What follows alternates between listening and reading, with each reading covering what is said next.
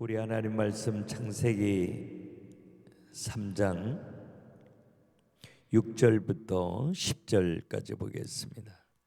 또 이르시되 나는 내 조상의 하나님이니 아브라함의 하나님, 이삭의 하나님, 야곱의 하나님이니라.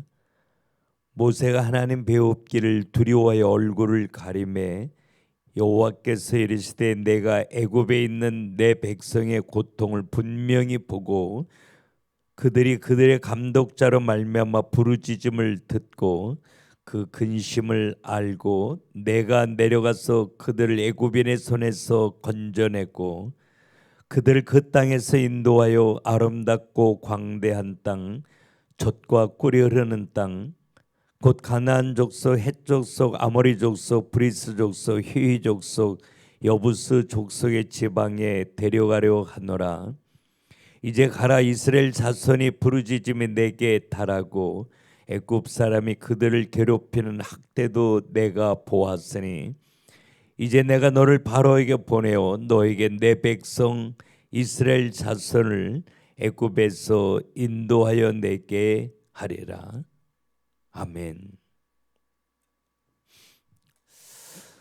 하나님이 모세를 이 땅에 나게 하면서 모세에게 가졌던 꿈은 모세를 통해서 애굽에 종사하는 이스라엘 백성들을 구원하여 하나님이 원하시는 가나안 땅으로 다시 되돌아오게 하기 위한 하나님의 꿈이 있었어요. 그렇게 하기 위해서는 먼저 애굽을 잘 알아야 되잖아요. 그 두 번째는 가나안 땅으로 데려오기 위해서는 광야에 굉장히 익숙해져 있어야만 돼요. 그래서 하나님은 하나님의 손으로 모세를 애굽에 넣으신 거죠. 우연히 갈대 상자에 담겨 나일강으로 떠내려가는 걸 바로의 공주가 그걸 우연히 주워서 기른 것 같지만 사실은 하나님의 인도하심이었죠. 그러니까 우리가 만난 어려움, 실패, 낙심, 좌절 속에도 분명히 하나님의 계획이 있다는 거예요.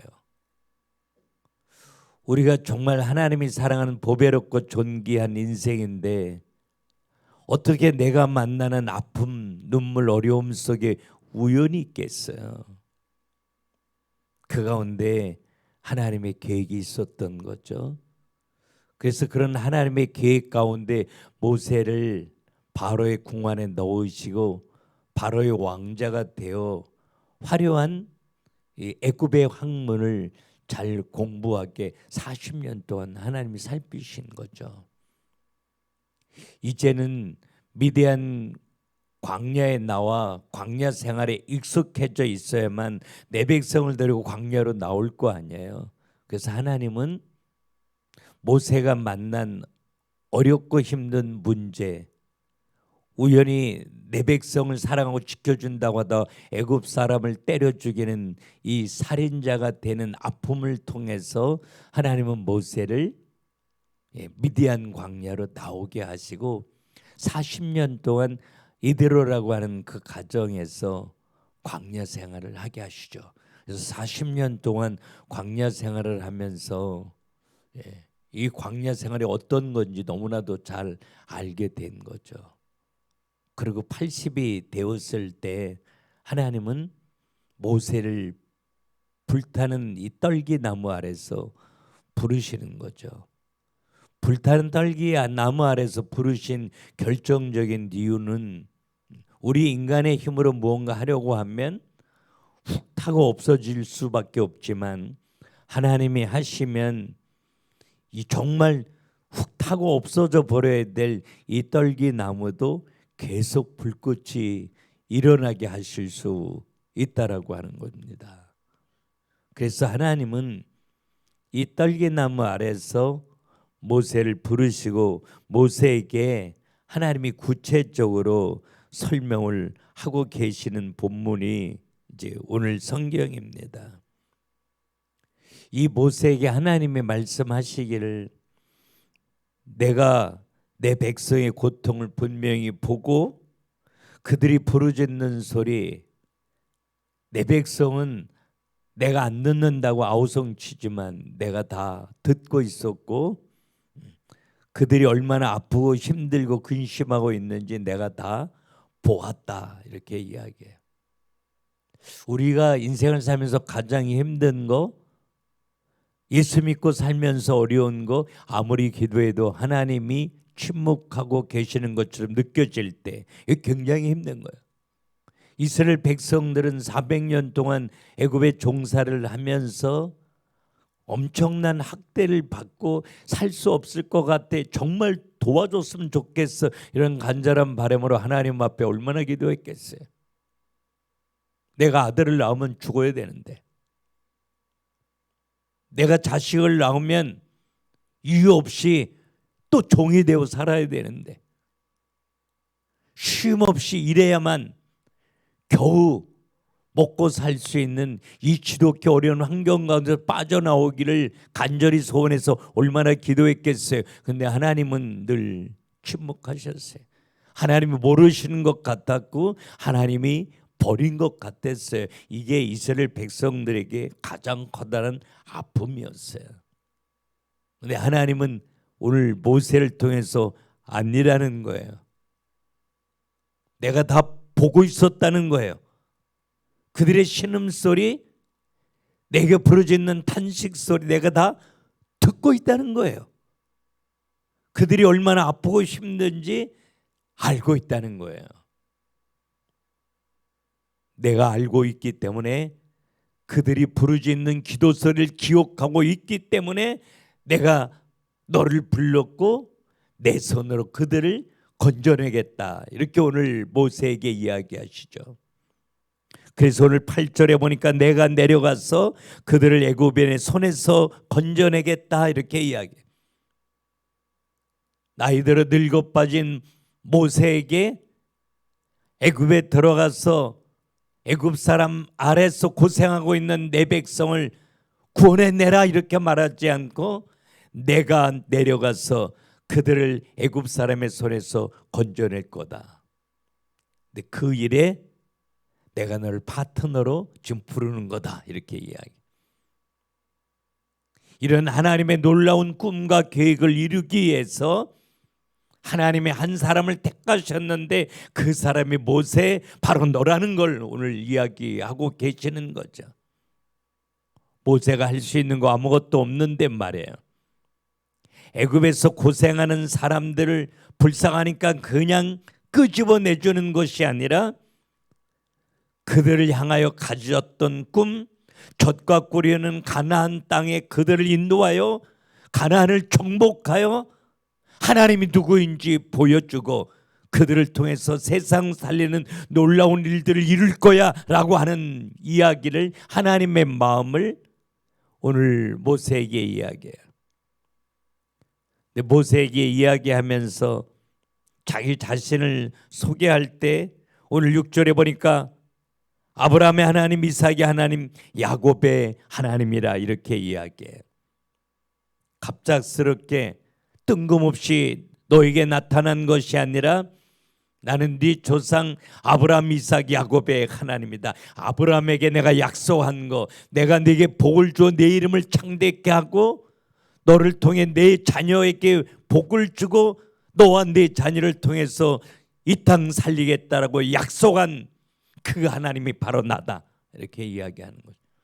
그 약속을 이루기 위해서 내가 너를 택하고 불렀고 내 손으로 너와 함께 이 놀라운 꿈을 이룰 거다라고 하나님이 말씀하셔요. 하나님이 12 제자를 부르시면서도 마태복음 4장 19절에 내가 너희를 사람 낚는 어부가 되게 하리라 그렇게 약속하셨던 하나님이 하나님의 손으로 힘없고 가난하고 상처 많고 버려진 12 제자를 통하여 세상 살리셨던 그 손으로 오늘 우리와 함께 계시는 거죠. 우리에게도 동일하게 침묵하시는 것처럼 느껴질 때 너무 많이 있어요. 내 남편을 위하여, 자녀를 위하여, 부모를 위하여 경제를 위하여 기도하고 또 기도해도 환경은 변하는 거 아무것도 없어요. 이스라엘 백성들이 얼마나 피눈물로 기도했겠어요. 근데 하나님은 모르는 척 하신 거죠. 근데 하나님은 알고 계셨어요. 듣고 계시고 보고 계셨어요. 그리고 하나님의 시간에 하나님이 모세를 불러 출애굽의 위대한 역사를 이루신 거죠. 하나님이 이 하나님의 꿈을 이루기 위해서 모세를 부르셨을 때 모세의 반응이 오늘 11절 11절에 나옵니다. 내가 누구이기에 바로에게 가며 이스라엘 자손을 애굽에서 인도하여 내리까. 내가 누군데, 내가 누군지 하나님 너무 잘 알잖아요.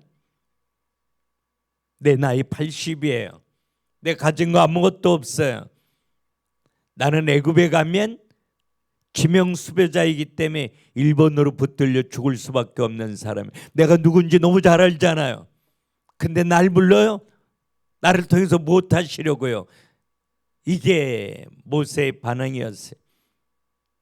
하나님이 베드로전서 2장 9절에 너는 택하신 족속이여 왕같은 제사장이여 소유된 백성이라고 이야기하면 나는 아니라고 생각할 때 많이 있어요.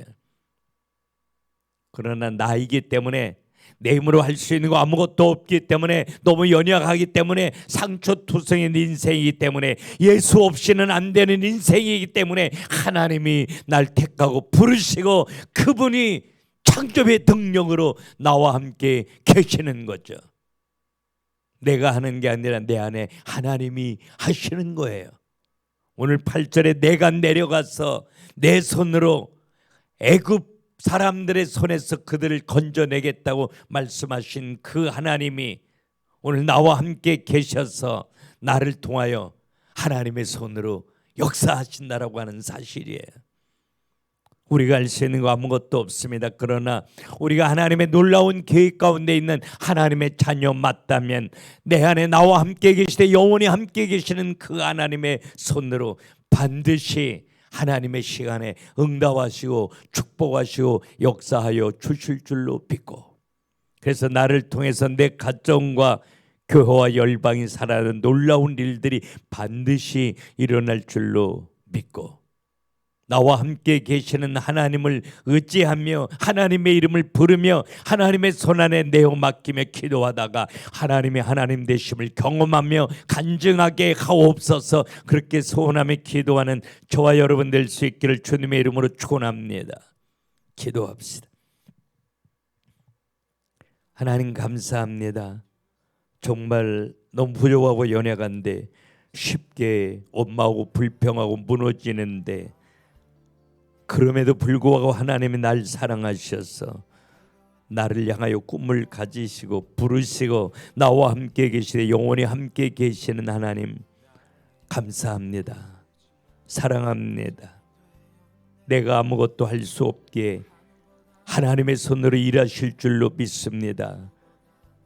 하나님의 꿈을 가진 보배롭고 존귀한 인생임을 이 새벽에 다시 한번 발견하며 확인하기를 원합니다. 그래서 망하는 것 같으나 망하지 아니하고 무너지는 것 같으나 하나님의 손으로 일으키시고 내 삶 속에 전능하신 손으로 역사하셔서 하나님이 누구인지, 하나님이 나를 얼마나 많이 사랑하시는지 내가 알고 많은 사람들이 알 수 있도록 역사하여 주실 줄로 믿습니다.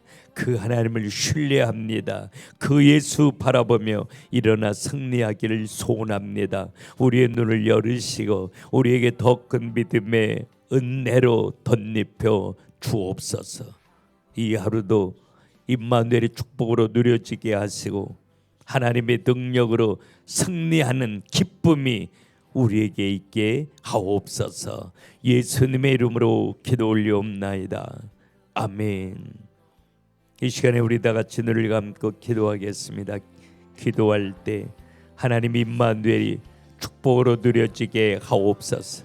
내 힘으로 할 수 있는 거 아무것도 없다고 포기하고 절망하고 좌절하지 아니하게 하시고 그래서 하나님의 손으로 일하실 줄로 믿고 오직 예수 바라보며 감사로 깨어 기도할 수 있도록 우리에게 믿음을 도와여 주시고, 하나님의 꿈이 내 아래 있기에 내 인생이 가장 보배롭고 존귀한 인생인 줄로 믿고 이 새벽에 기도하다가 나의 무너진 정체성이 회복되어지게 해달라고 우리 다 같이 묵상하며 기도하겠습니다.